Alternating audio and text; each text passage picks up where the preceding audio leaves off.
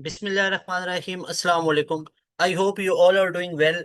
एक दफ़ा तमाम स्टूडेंट मुझे यस और नो लिख के बताइएगा, क्या मेरी वॉइस आप तमाम बच्चों को क्लियर है?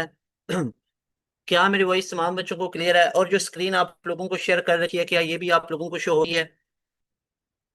Am I audible? सारे स्टूडेंट एक दफ़ा मुझे इन्फॉर्म करेंगे। वेरी गुड, वेरी गुड, बिल्कुल ठीक है। वालेकुम सलाम, वालेकुम सलाम, सबको वालेकुम सलाम। वेरी गुड, वेरी गुड, वालेकुम सलाम। अल्हम्दुलिल्लाह, मैं खैरियत से। वेरी गुड, वेरी गुड, ठीक है। अच्छा जी, आज की क्लास हमारी मैथ की बहुत इंपॉर्टेंट होने जा रही है। आज की क्लास में जो आज की मैथ की क्लास है, इसमें मैं आप लोगों को बताऊंगा कि मैथ के पोर्शन के अंदर आप लोग कैसे पूरे नंबर ले सकते हो, इंक्लूडिंग नस्ट। नस्ट में 90% से ज्यादा का स्कोर कैसे कर सकते हो। यूईटी है, 30 एमसीक्यूज आते हैं, उसको कैसे कर सकते हो। प्यास यूनिवर्सिटी है। Let me tell you one very important thing. याद रखिएगा बच्चों, आप लोगों के पास जो नस्ट है, नस्ट के अंदर अभी जो पॉलिसी 2025 से बनी थी, उसके अकॉर्डिंगली जो नस्ट का इंजीनियरिंग का और कंप्यूटिंग का टेस्ट होता है, उसका पैटर्न सेम होता है।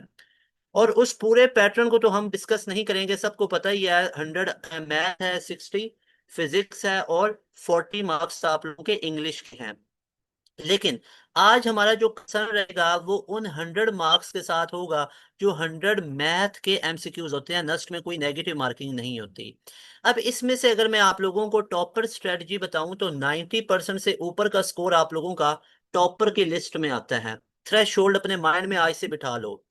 इसके बाद बच्चों याद रखिएगा, हमारे पास से प्यास यूनिवर्सिटी आ जाती है, जिसका अभी राउंड 1 12 अप्रैल को होने जा रहा है। अब मेरे भाइयों याद रखो, प्यास यूनिवर्सिटी के अंदर भी आप लोगों के पास मैथ का पोर्शन आता है। याद रखिएगा, प्यास यूनिवर्सिटी के अंदर भी आप लोगों के पास मैथ का पोर्शन आता है। अब प्यास यूनिवर्सिटी के अंदर भी आप लोगों का जो मैथ का पोर्शन है, उसके अंदर याद रखिएगा, आप लोगों के जो मैथ है उसके अंदर आप लोगों का बेसिक मैथ भी आ जाता है और एडवांस मैथ भी आ जाता है। लेकिन अब जो बेसिक मैथ है ना, वो बेसिक मैथ भला किसका आता है? बेसिक मैथ आता है बायोलॉजी वाले बच्चों का। बायोलॉजी वाले बच्चों का आता है बेसिक मैथ, और जो इंजीनियरिंग और आईसीएस वाले होते हैं ना, उनका आता है एडवांस मैथ। ठीक है। और यहाँ पे भी आप लोगों के जो मैथ के एमसीक्यूज होंगे वो 30 एमसीक्यूज होंगे। ओके, 30 मार्क्स होंगे, कोई नेगेटिव मार्क है। अगर मैं बात करूं एनईडी और मेहरान की, तो याद रहे यहाँ पे आप लोगों का मैथ का पोर्शन आता है और उसमें 25 होते हैं। तो अब देखो, आप लोगों ने नंबर कितने लेने हैं। आप लोगों ने प्यास के अंदर अंदाजन इसमें 27 प्लस का सोचना है। इधर एनईडी मेहरान में 25/25 का सोचना आप लोगों ने। ठीक है ना? तो ये आप लोगों की स्ट्रेटजीज होनी चाहिए। इसके बाद यूवीटी ई कैट की बात करूं, जो कि 30 मैथ के आप लोगों के 30 एमसीक्यूज होते हैं, और इधर भी आप लोग 30/30 इजीली ले सकते हो। लास्ट ईयर भी हमारे कई बच्चों ने इसमें पूरा स्कोर किया, आके बता रहे थे सर हमारे 3 एमसीक्यूज उसमें गलत हो गया फिजिक्स में, या एक आधो के इंग्लिश में गलत हो गया। तो मैथ के ऊपर उन्होंने इस तरह की स्ट्रॉन्ग ग्रिप की हुई थी। तो हम ना सिर्फ मैथ बल्कि बाकी सब्जेक्ट पे भी इसी तरह की स्ट्रॉन्ग ग्रिप करेंगे। अब मैं यहाँ पे आप बच्चों ये बताने आया हूँ कि आप लोग इसमें ये पूरे नंबर कैसे ले सकते हो और इम्पोर्टेंट टॉपिक्स क्या है। सबसे पहली आज मेरी एक चीज को याद रख लो। आज की क्लास से एक सबक आप लोगों ने लेके जाना है जो कि बहुत ज्यादा इंपॉर्टेंट है।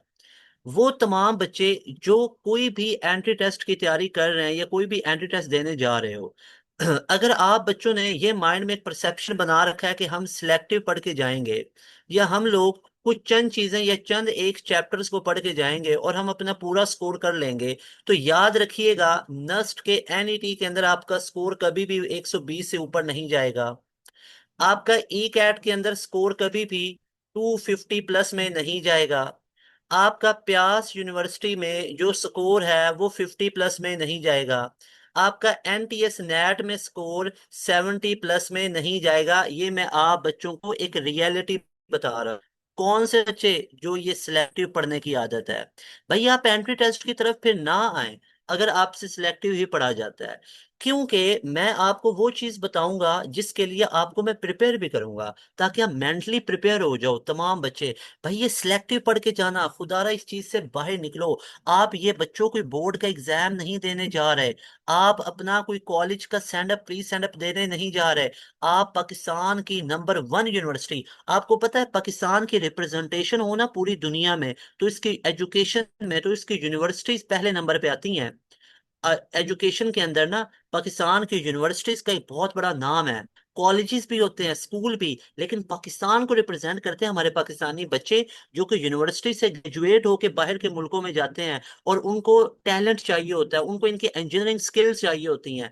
अब मैं कई लोगों को जानता हूँ जो यूके के अंदर, बाहर यूरोप के अंदर, अमेरिका के अंदर बहुत बड़ी कंपनीज के साथ जुड़े हुए हैं, और वो इंजीनियर्स हैं, यूईटी के इंजीनियर्स हैं, यूईटी के ग्रेजुएट हैं। तो मेरे भाई याद रखो, वो जो यूईटी के ग्रेजुएट है ना, जो यूईटी से पढ़ के गए हुए हैं, वो सिलेक्टिव पढ़ के नहीं गए हुए। ये मतलब यही तो वजह है। अब देखो ना, मैं आपको एक फेलियर की चीज बताता हूँ। आपको पता है यूईटी का टेस्ट कितने बच्चों ने दिया था? ऑलमोस्ट यूईटी के टेस्ट में ना 40,000 से ऊपर, बहुत कम एस्टिमेट बता रहा हूँ, इससे ज्यादा बच्चों ने तकरीबन टेस्ट दिया था। और अंदर सिलेक्शन कितनों की हुई? एनईडी के अंदर अगर फॉर एग्जांपल 10,000 स्टूडेंट अपीयर होता है, एक मैं आपको एक आइडिया दे रहा हूँ, कोई भी यूनिवर्सिटी है ना, और उसमें से सिलेक्शन कितनों की होती है? 2500 बच्चा।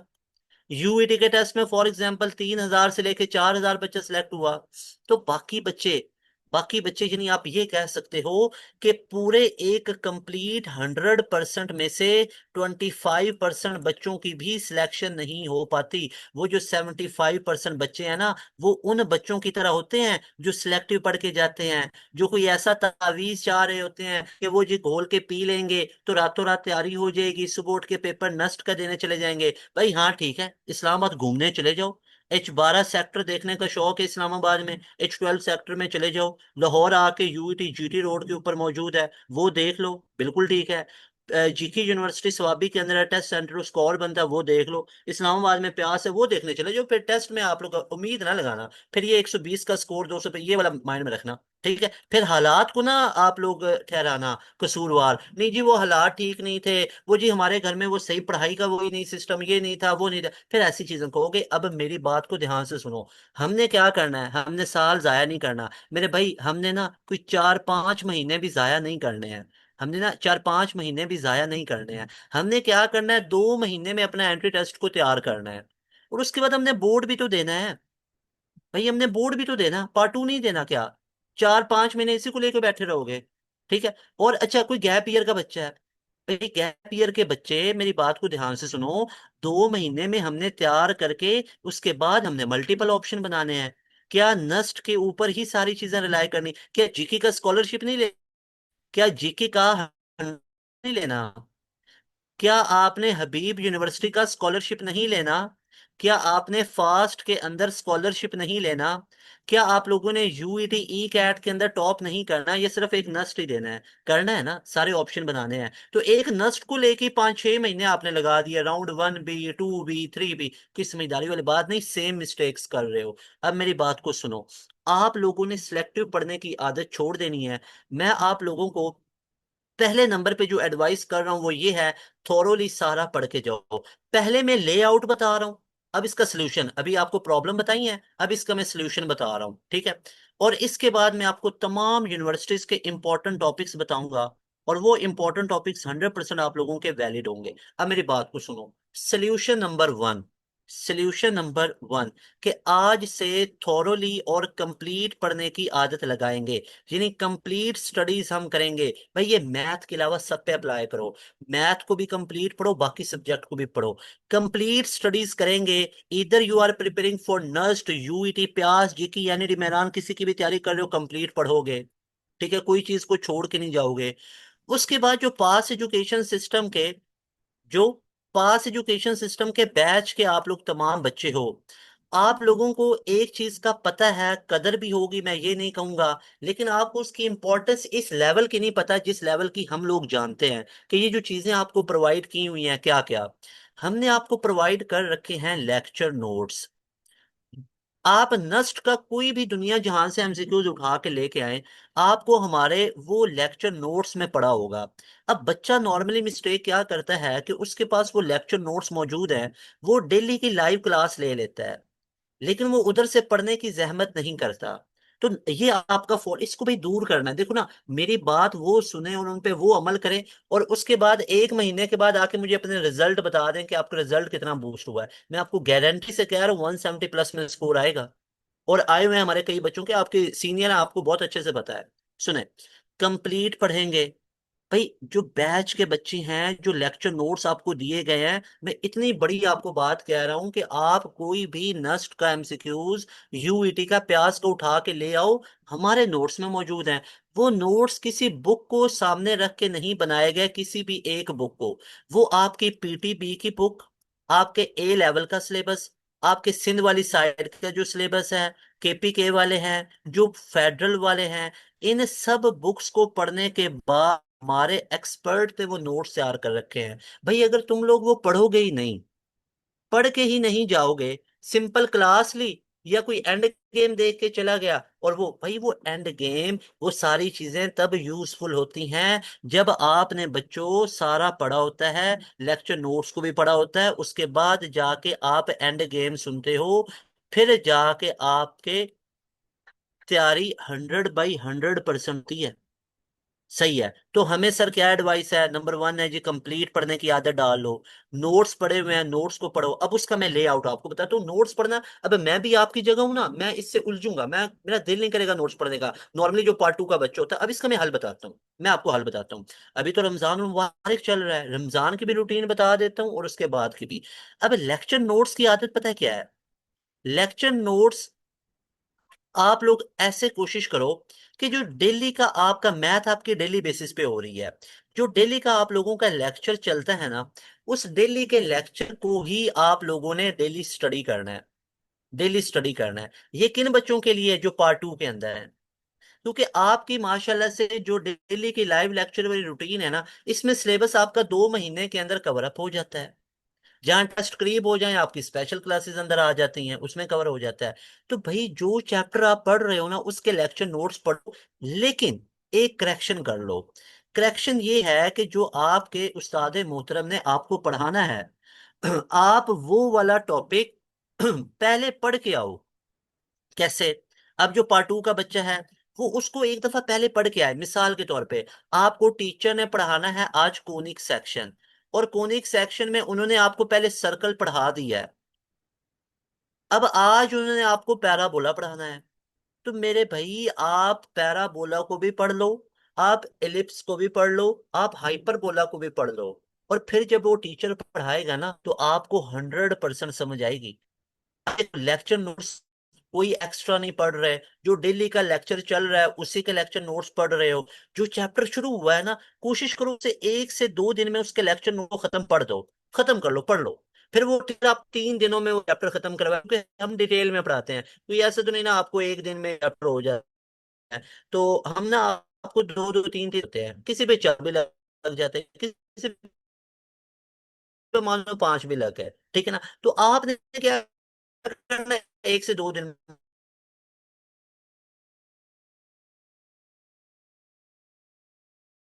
टाइम तो आप वैसे भी बुक सामने खोल कर लेक्चर नोट्स को सुनो, पढ़ो उसको, फिर लेक्चर लो, आपकी टेंशन ना लो। तो नंबर 1 हम लोगों ने क्या बात सीखी है कि हम लोगों ने आज से कंप्लीट पढ़ना है। नंबर 2 पे हमने क्या सीखा है कि ये पास का जो बैच है, उसके जो लेक्चर नोट्स हैं उसको साथ साथ पढ़ते हैं। कवरा बच्चा है वो उसको नहीं, वो क्या करे, वो एक तो रूटीन चल रही है उसके मुताबिक भी लेक्चर नोट्स पढ़े, और उसके बाद घर में सुबह टाइम उसके पास फ्री होता है, सुबह टाइम भी वो लेक्चर नोट्स को पढ़ना शुरू कर दो। मेरे भाई मैं आपको कह रहा हूँ, 24 घंटे पूरी टीम आता है, आपको पास का नंबर पता है मेरे भाई, आप बिला झिझक हेजिटेशन नहीं करनी, आप उस नंबर पूरी भेज दो, आपको विद इन मिनट्स उसका आंसर मिल जाएगा, और डिटेल जाएगा, चाहे रिटर्न के अंदर हो, चाहे ऑडियो की फॉर्म में हो, आपको इंशाल्लाह फौरन से उसका आंसर मेरे ज्यादातर डाउट ग्रुप भी बने हुए हैं, लेकिन मैं टीचर की बात कर रहा हूँ, भैया आपको टीचर गाइड करेगा। हम बैठे हुए हैं, क्वेश्चन तो पूछो ना, क्वेश्चन पूछो। मैथ की नहीं समझ आ रही, केमिस्ट्री की नहीं आ रही, वो क्वेश्चन लिख के भेजो, आपको वो फौरन से आ जाएगा। ठीक है, अगर नहीं आ रहा आके मुझे बताओ, भाई ऐसा हुआ ही नहीं है, आपको राय मिल जाएगा। तो ये आपने अंदर आदतें लेके आए, ऐसी रूटीन बनाएं, तो आप लोगों की तैयारी हो जाएगी 100%। फिर आपका स्कोर बूस्ट अप होगा। अब मैं कोई इंपॉर्टेंट टॉपिक बता रहा हूँ, और मैं बता रहा हूँ टॉपिक जो कि 100% आपके वैलिड होंगे। उससे पहले दो चीजें बताऊंगा। सिलेक्टिव पढ़ने की आदत को छोड़ देना है, थोरोली सारा पढ़ना है। उसके बाद मैं भाई मैं मैथ की बिसरा रहा हूँ, लेक्चर नोट्स की मैं बात कर रहा हूँ, मैं बुक रीड की बात। बिलीव मी, जो बच्चा सिलेक्टिव पढ़ने की आदत छोड़ दे, साथ में लेक्चर नोट्स पूरे पढ़ के चल जाए। भाई मैं नहीं कह रहा एक एक एमसीक्यूज को सॉल्व करो, मैं कब कह रहा हूँ, मैं कब कह रहा हूँ वो पीटीबी की बुक का एक एक एमसीक्यूज उठा के पकड़ो, ये कर लो, वो सारे एमसीक्यू कवर किए हुए हैं लेक्चर नोट्स में। लेक्चर नोट्स पढ़ के जाओ, नस्ट क्या, प्यास क्या, जीके क्या, कोई भी टेस्ट देके जाओ, देने जाओ, इंशाल्लाह आपका बेहतरीन हो जाएगा। अब यहाँ पे मैं आपको एक एक्सपीरियंस बेस्ड प्रीवियस ईयर की हिस्ट्री को सामने रखते हुए तमाम इंपॉर्टेंट टॉपिक्स बता देता हूँ, जिनमें से आपका ज्यादा पोर्शन आता है। अब नस्ट की अगर मैं बात करूं, तो नस्ट के अंदर आप लोगों के पास नंबर 1 पे कोनिक सेक्शन आता है, और सारे बच्चे इसका स्क्रीनशॉट लेके अपने पास सेव रख लेंगे। ठीक है, नस्ट 2026 के लिए राउंड 3 की मैं बात कर रहा हूँ, जो कि 4 अप्रैल से ऑलमोस्ट आप लोगों का स्टार्ट हो रहा है। डेट आप लोगों की अप्लाई की आगे पीछे भी आगे हो सकती होती है, लेकिन फिलहाल यही है कि आप लोगों का अप्रैल 4 से ये स्टार्ट हो रहा है। ठीक है, ओके, इसलिए मैं अप्लाई की डेट नहीं बता रहा, वो आप लोगों की आगे बढ़ जाती होती है। कोनिक सेक्शन है, उसके बाद कोऑर्डिनेट ज्योमेट्री आ जाती है। ठीक है, जो कि हमारे पास एनालिटिकल ज्योमेट्री है। ये वो टॉपिक्स हैं जो बहुत ज्यादा हाईलाइटेड है। नंबर 3 पे मैं सीक्वेंस एंड सीरीज को बोलूंगा। ठीक है, सीक्वेंस एंड सीरीज। नंबर 4 पे मैं कॉम्बिनेशन और परमुटेशन की बात करूंगा। और नंबर 5 पे मैट्रिसेस की बात करूंगा। ठीक है, उसके बाद कॉम्प्लेक्स नंबर की बात करूंगा। ये वो टॉपिक्स हैं जो आपके बहुत ज्यादा हाईलाइटेड हैं। उसके बाद क्वाड्रेटिक इक्वेशन की बात करूंगा। अब आप एक डिफरेंस को चेक करना, आपको मैं डिफरेंस शो करवाना चाहता हूँ यहाँ पे, अभी आप देखते जाओ। उसके बाद आपका डेरिवेटिव इंटीग्रेशन आ जाता है, बहुत इंपॉर्टेंट है। अच्छा, मैंने ना एक एक दिन का एक एक एमसीक्यूज खुद करवा रखा है, 2024, 2025, 2026, तो मुझे बहुत अच्छे से पता है डेरिवेटिव में 2025 में कितने थे और 2026 में कितने आए हैं। जितना क्वेश्चन 2025 में इन दो टॉपिक्स में से आया ना, उतना 2026 में नहीं आ रहा है। डेरिवेटिव इंटीग्रेशन राउंड 2 3 जो 2025 में हुए थे ना, इधर से 15 15 18 18 क्वेश्चन आए थे। 2026 में जो डेरिवेटिव इंटीग्रेशन हुआ है ना, कोई कोई दिन होता था जिसमें से 10 आते थे, अदरवाइज 5 6 7 इसके अराउंड ही रहे हैं। उसके बाद मेरे भाइयों बहनों, ट्रिग्नोमेट्री का आप लोगों के पास बहुत इंपॉर्टेंट है।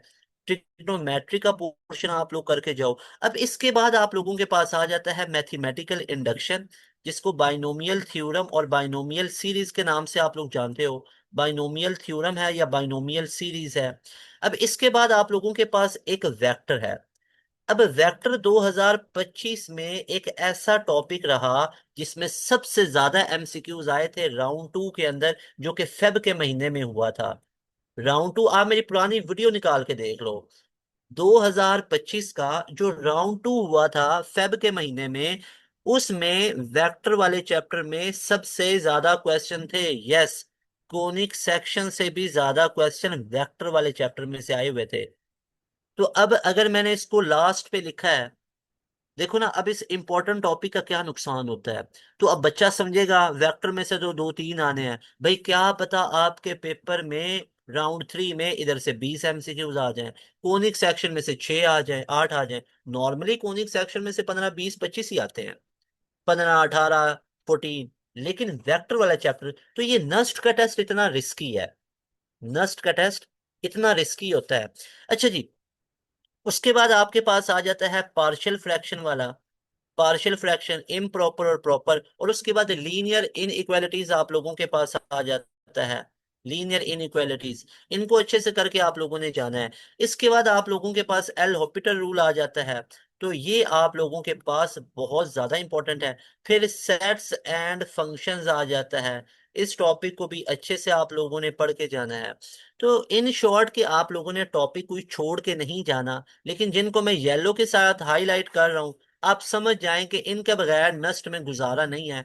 इनमें से 90% पेपर आता है, ठीक है। मैट्रिसेस है, और शेडेड एरिया वाले जो होते हैं, शेडेड एरिया वाले जो क्वेश्चन होते हैं, ये जिनको मैं हाईलाइट कर रहा हूँ, ठीक है ना। तो इनके बगैर आप समझ लीजिए गुजारा नहीं है, इनके बगैर गुजारा ही नहीं है। तो ले जी, मैंने हाईलाइट कर दिए। मैं आई होप कि अब आप लोगों को आइडिया हो चुका हुआ है। इनमें से 90% से ज्यादा का पेपर आ जाता है। अब मजे की बात सुनो कि अगर मैं आप लोगों को बताऊं नस्ट के अलावा, बस मैं अब आप लोगों को ना सिलेक्टिव वो यूनिवर्सिटीज हैं, फिर मैं आप लोगों की ये क्लास को वाइंड अप ही कर दूंगा, कोई इतनी ये लेंथी क्लास तो हो नहीं रही है। यूईटी की बात करूं ना, अब देखो यूईटी के अंदर मैं बताता हूँ। यूईटी में पहले नंबर पे इंपॉर्टेंट पता है कौन से चैप्टर है? Quadratic equation. भाई अब एक चीज बताता हूँ। ChatGPT, ChatGPT tell me what are the important topic for UET. ChatGPT बताएगा जी, वो भी कोनिक सेक्शन है, ट्रिग्नोमेट्री है फला है। भाई क्वाड्रेटिक इक्वेशन 2025 और 24 में सबसे ज्यादा आया। उसके बाद आप लोगों के पास आ जाता है मैट्रिसेस वाला, ठीक है, और बहुत कम है वो, इतना कोई ज्यादा नहीं है। उसके बाद नंबर थर्ड पे ट्रिग्नोमेट्री आ जाता है। नंबर फोर पे सीक्वेंस और सीरीज आ जाता है, सीक्वेंस एंड सीरीज वाला टॉपिक आ जाता है। और नंबर फोर पे आप लोगों के पास कॉम्प्लेक्स नंबर। तो यूईटी के टेस्ट में कोई इतने ज्यादा वो नहीं है। और उसके बाद आप लोगों के पास अलजेब्रा और लॉग के क्वेश्चन भी आते हैं। अब लॉग के क्वेश्चन ने हमें इस वहम में डाल दिया कि यूईटी के मैथ के पोर्शन में कुछ क्वेश्चन बेसिक मैथ के भी इंक्लूड होते हैं। लेकिन let me tell you one very important thing, कि यूईटी के टेस्ट में बेसिक मैथ के नाम की कोई चीज नहीं है। एडवांस मैथ के 30 एमसीक्यूज हैं, फिजिक्स के 30 हैं, केमिस्ट्री के 30 हैं, 10 इंग्लिश के एमसीक्यूज हैं। लेकिन वो जो मैथ का पोर्शन है, उसमें कुछ ऐसे भी क्वेश्चन आ जाते हैं जिनमें आपको लगेगा कि इनका लेवल मैट्रिक वाला है, या आपको लगेगा कि ये एडवांस मैथ में से नहीं आए हुए, ये क्वांटिटेटिव मैथ में से आए हुए हैं। लेकिन इस यूईटी के टेस्ट में कोई बेसिक मैथ के नाम की चीज नहीं होती। तो ये जो हाईलाइटेड टॉपिक्स आपको बताए हैं, ये ज्यादा ट्रेंडिंग पे हैं।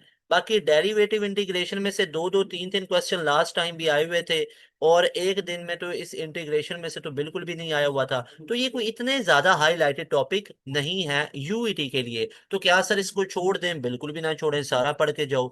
उसके बाद आपके ये दो टॉपिक्स आ जाते हैं जिनमें से ऑब्वियसली क्वेश्चंस आते हैं। कोनिक सेक्शन वाला हो गया, और आपका एनालिटिकल ज्योमेट्री हो गया। बेशक इनमें से क्वेश्चन आते हैं। उसके बाद आपका बाइनोमियल सीरीज है या बाइनोमियल थ्योरम है, और एक ये वेक्टर वाला चैप्टर आ जाता है।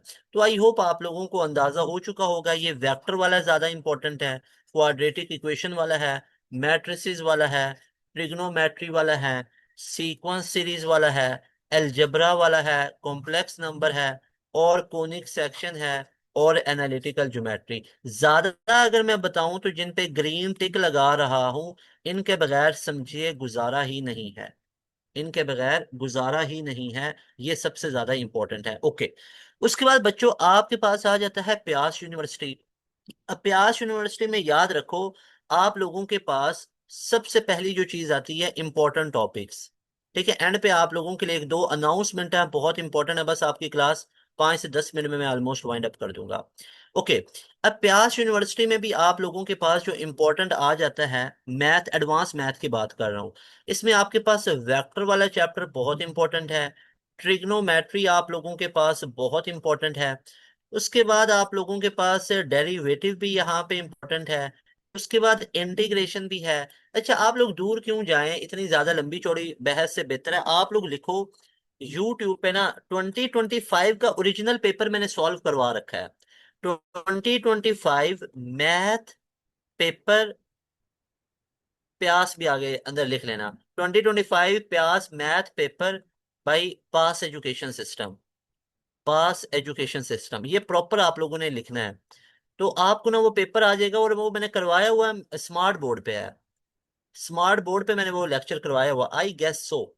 मुझे बल्कि 100% ही है, मैंने वो स्मार्ट बोर्ड पे ही करवाए हुए हैं। 2025 का मैंने फिजिक्स का भी और मैथ का भी करवाया, वो लाजमी देख लो। वो लाजमी देख लो, ठीक है। तो ये कुछ हाईलाइटेड टॉपिक्स आपको बताए हैं। इन टॉपिक्स को अच्छे तरीके से आप लोगों ने पढ़ के जाना है, तो आप लोगों का बेहतरीन से बेहतरीन तैयारी इसकी भी हो जाएगी। ये वाले सारे इंपॉर्टेंट चैप्टर्स हैं, ठीक है। जो एनालिटिकल ज्योमेट्री हो गई, ये वाला हो गया। मैट्रिसेस वाला हो गया। मैट्रिसेस में से लास्ट टाइम भी आए हुए थे, और क्वाड्रेटिक इक्वेशन वाला, ठीक है। अच्छा, अब नेट के लिए जो सिंपल सी बात आपको बोलूंगा, नेट का जो एडवांस मैथ है ना, उसके लिए आप ये करो कि मैट्रिक लेवल का मैथ भी तैयार कर लो। उसके बाद है डेरिवेटिव और इंटीग्रेशन।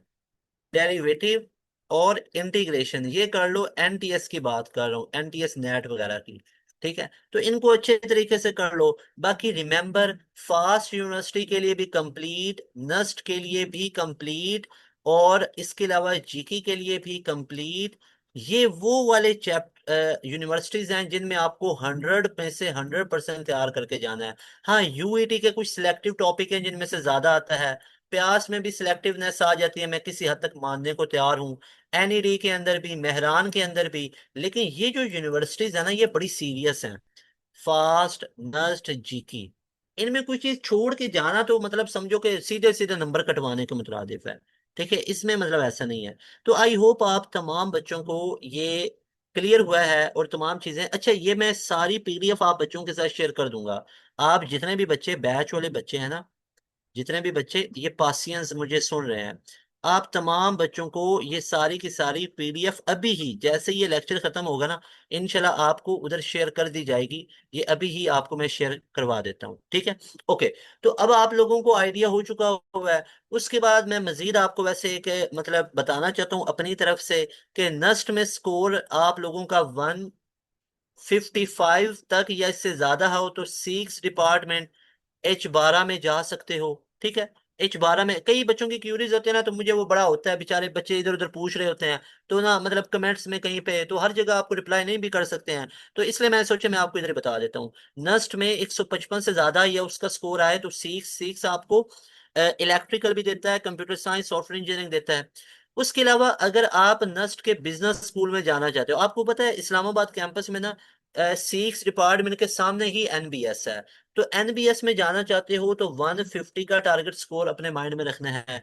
इसके अलावा नस्ट में अगर आप सादा में जाना चाहते हो, ठीक है, डिपार्टमेंट है, या उसका, ये सारे के सारे सिविल के रिलेटेड हैं, इसका नाइस नाइस है, सादा डिपार्टमेंट है, सिक्स डिपार्टमेंट है, ये सारे ना नस्ट के स्कूल हैं। जिस तरह लम्स में स्कूल होते हैं ना, लम्स के बिजनेस का स्कूल है, कंप्यूटिंग का है, तो इस तरह नस्ट के अंदर स्कूल है, यूईटी में डिपार्टमेंट है, जीके के अंदर भी इसी तरह का हिसाब है। तो इसमें जाने के लिए आपको ऑलमोस्ट 145 प्लस में जाना पड़ता है। ये थ्रेशोल्ड आपके पास 145 का है। अगर H12 में जाना चाहते हो, जो मेन कैंपस है इस्लामाबाद में, ठीक है, वो वाला, उसकी बात कर रहा हूँ। बाकी रिकमेंडेड नहीं है कि इसके वो उसमें जाओ, कि मतलब कि आप ना अगर मेन में हो रहा है, लेकिन अगर मेन में नहीं हो रहा तो फिर रिकमेंडेड है कराची वाले या बाकी उसके सब कैंपसेस में जा सकते हो। उसके बाद आप बच्चों को मैं एक चीज यहाँ पे ये बताना चाहता हूँ कि आप लोगों के पास जो यूईटी है, तो बच्चों यूईटी में जो सेफ स्कोर है वो 350 का रखो। यूईटी में स्कोर अगर आप लोग उसके मुताबिक लोगे 350 आ जाएंगे। प्यास यूनिवर्सिटी में आपको लगेगा कि सर ये हमारे लिए अचीवेबल है 75 प्लस, लेकिन जब इतने भी नंबर लेके आओगे ना, तो आपको खराज तहसीन है जनाब, अगर 75 प्लस में भी जाओगे तो प्यास यूनिवर्सिटी ना बेसिकली कैलकुलेशन को बड़ा सीरियस लेता है, तभी वहां पे कैलकुलेटर अलाउ है। एनईडी में कैलकुलेटर अलाउ है और प्यास में, लेकिन याद रहे वो सादे वाला कैलकुलेटर अलाउ है, साइंटिफिक नहीं है। लेकिन कई बच्चे लास्ट टाइम साइंटिफिक लेके गए, वो भी चल गया था। बट यू नेवर नो कब प्यास और एनईडीज को स्टॉप कर दे। तो कैलकुलेटर के बगैर कैलकुलेशन करना सीखो, बेहतर है, टाइम बचेगा। लेकिन 75 का आपका थ्रेश होल्ड है। अब जीके की अगर बात करूंगा, तो जीके का तो एक ही टारगेट होना चाहिए भाई, टॉप 20 मेरिट पोजीशन में आओगे तो 100% स्कॉलरशिप लग जाता है। तो ये कुछ चीजें हैं जिनको आपको जहन में बिठा के रखना है। फास्ट की बात करूंगा तो फास्ट में याद रखो, अगर 77 के करीब एग्रीगेट बन रहा है ना, किसके ऊपर, अगर आपका 77 के ऊपर एग्रीगेट बन रहा है फास्ट यानी एनयू बेस, तो आपका सेफ है। मतलब 76, 77, 78 के करीब ये बहुत सेफ है। एनयू बेस फास्ट के अपने टेस्ट के बेस पे, ठीक है, कंप्यूटिंग के लिए। और उसके अलावा अगर नेट बेस पे बात करूंगा तो 10% को बढ़ा दो, 88%, 89%, ये नेट बेस है। ठीक है, और सेट बेस भी है, तो सेट बेस पे भी आपका ऑलमोस्ट इतना ही बनता है। ठीक है, ऑलमोस्ट इतना ही बनता है। ई कैट के ऊपर बात करूं तो ई कैट के ऊपर भी आपका एग्रीगेट इतना ही 89%, 90% तक होना चाहिए। अगर मैं आपको इन शॉर्ट बताऊं तो फास्ट का अपना टेस्ट दे रहे हो तो उस पे आप 78+ में एग्रीगेट का सोचो। अगर नेट या सैड बेस या ई कैट बेस दे रहे हो तो 90% का सोचो। आपको पता है इस दफा जो फास्ट में सबसे ज्यादा एग्रीगेट पाकिस्तान में बना है ना, वो 95 का था। 95.78 का था एग्रीगेट। और वो आपका सीनियर अल्हम्दुलिल्लाह से वो भी पासियन था, हुसैन रजा कुरैशी।